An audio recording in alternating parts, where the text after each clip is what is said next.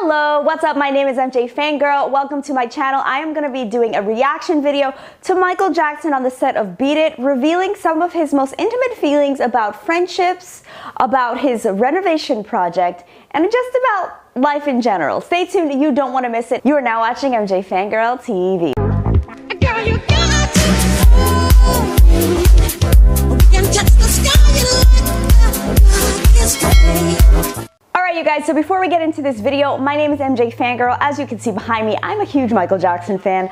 I have been making videos on YouTube for the past couple of years for the Michael Jackson fan community. I do a lot of reaction videos, so if you're interested in stuff like this, make sure you're hitting the subscribe button and the notification bell so that YouTube lets you know every time I upload. I upload about once a week, sometimes more, so definitely hope you stay for the ride. Okay, so the set of Beat It, Tom Joyner. I was doing a recent video and I forgot what it was about, but it mentioned in the video that Tom Joyner did an interview with Michael Jackson, and so I went on the hunt for the interview and I found it, so I want to react to it today.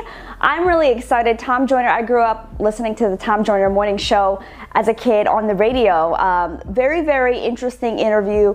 As we go into this, I'm going to be sharing my commentary a little bit during the video, but I'm going to try actually not to talk as much. I know some of you guys are like, you talk so much, MJFANGIRL, but in this I'm not going to really talk, and I will share my commentary at the end of the video. So without further ado, let's get into it. Let's hear what Michael's talking about, and we'll be back afterwards to chat. So alright guys, so here we go.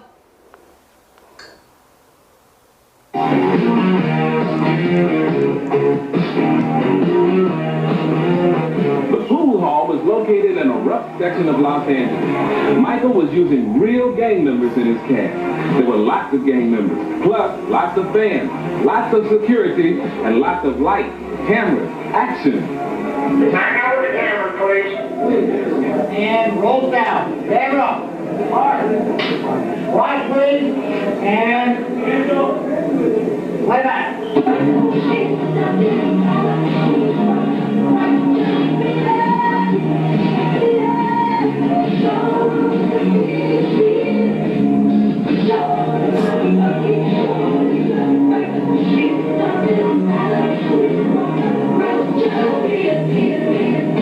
First, he told us about the filming of Beat It. The theme is, and they're coming together to rumble, to fight.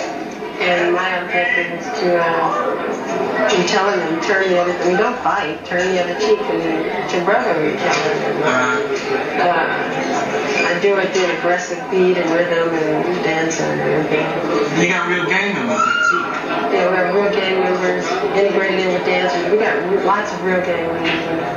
How were you? Not on tour. I get afraid of, well, I don't know people. I get afraid of people sometimes. It's a whole other life that I haven't really experienced that. Like friendship is a thing I'm just beginning to learn about. Wow. I was raised on the stage, and that's where I'm comfortable. And everything else is like foreign to me. I'm just beginning to know and learn about people, friendship, things like that. So you never really hit the streets, huh? I know nothing about it. I guess from movies or the schooling that I've had, we've had tutors throughout the years in private schools. I was real little. I went to a public school once, and I went to another public school for 1 week. It got so bad, the fans, they come into class and chase us around and stuff. So who are your real friends? I love our fans. Everyone who buys our records. I put my heart in my work, and I appreciate the fact that they enjoy it. And I mean just close personal friends. You got close personal friends? Quincy Jones, and there's a few others. They're all in show business? Jay Fonda's a good friend. Dinah Ross. Yeah. Very dear friend, Dinah Ross. She's the kind of person I can tell her anything, the most private of secrets, and she tells me her secrets as well. What about your house? I understand that you tore your house down rebuilt it for your mother in the form of a castle. Is that true? Somewhat, yeah. Well, I've always loved English tutor, and so did she. And I fantasize a lot, and I like, the whole night, princess style. Good storybook. Well, we'd love to see it when it's completed. Disney Studios doing a whole Pirates of the Caribbean room. When you walk in there, it's like a pirate shootout. And these animatronic robots, like, and they talk and they sing and they dance and they're shooting. You walk in the middle of this whole war. And the smoke and the cannons and everything. And that's exciting. It's taken from the Pirates of the Caribbean.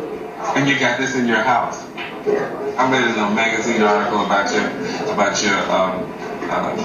your Sundays and how you spend your Sunday ritual, I think they call it.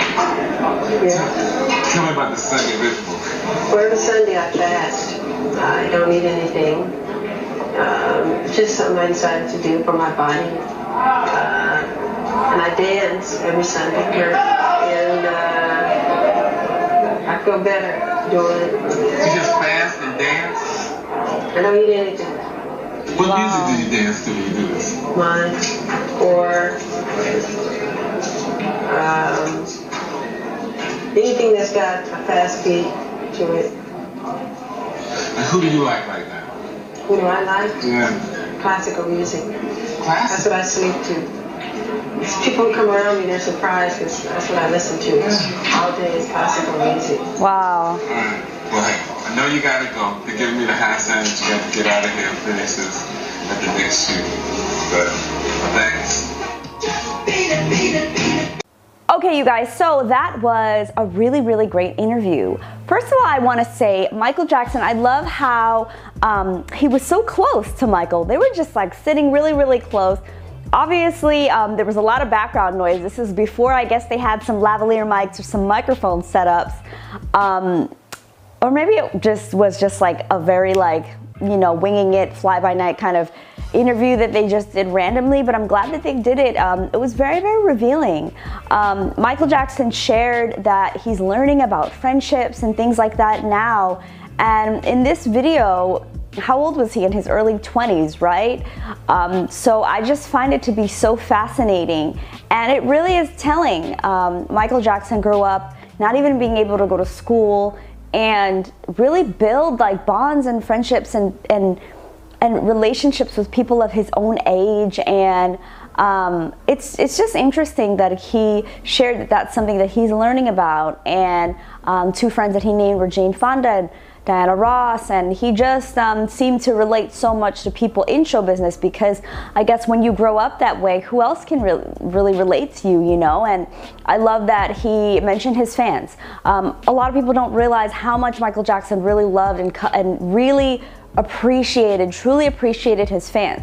And that's why I've never really heard a story about Michael Jackson meeting fans and that fan being disappointed in the interaction, or Michael being rude, because he just always took the time out to show that love and appreciation. I mean, I have a friend that flew, like on the next flight from Australia to see Michael when she found out he was gonna be in New York. And he appreciates stuff like that. Like, I think he knew the lengths in which people were willing to go to be near him, to show their appreciation for what he did entertainment-wise for them in their lives and through his music. So here is kind of one of the first times that he really mentions, I think, how much he loves his fans. I mean, he's mentioned it all throughout his career. So I won't say it's one of the first times, but it's one of those times when it really connects to me, like, wow, Michael Jackson really did love us as his friends, as a community. And so anyway, on to the next part. I thought it was interesting that he talked about loving English tutor. So that was his inspiration when he was redoing Hayvenhurst. A lot of people don't know this, but before he created Neverland, he did create the Hayvenhurst that we know and see today, because that house was not originally like that. So to see Michael talking about like what he's working on, and now Tom Joyner was like, yeah, we would love to see it. That's like the Hayvenhurst that we know and love. If you want to see more into Hayvenhurst, you can check out, there are a bunch of clips of Michael and Hayvenhurst. There's like an interview with him and LaToya there, and you could kind of see all the decorations, as well as in the Jackson's American Dream movie. It was used as the set of that in the later years. So really interesting. And then, you know, getting to the end, you know, I just love this interview because it shows Michael Jackson's humility, and I loved that Tom Joyner really focused on asking questions about Michael, you know, and nothing salacious, nothing out of line. It really just felt like they were having an intimate conversation, and I love interviews like this from Michael because to me they're far and few in between. I wish we had a lot more interviews like this. Comment down below and let me know what the next interview I should react to is. Let me know what you learned. Did you learn anything new about Michael from this interview? And yeah, I can't wait to hear what you guys have to say in the comments. I'll be down there joining you guys in the discussion. Make sure that you're hitting the subscribe button and the notification bell if you would like to be notified when my next video is up, and I'll see you guys next time. Bye.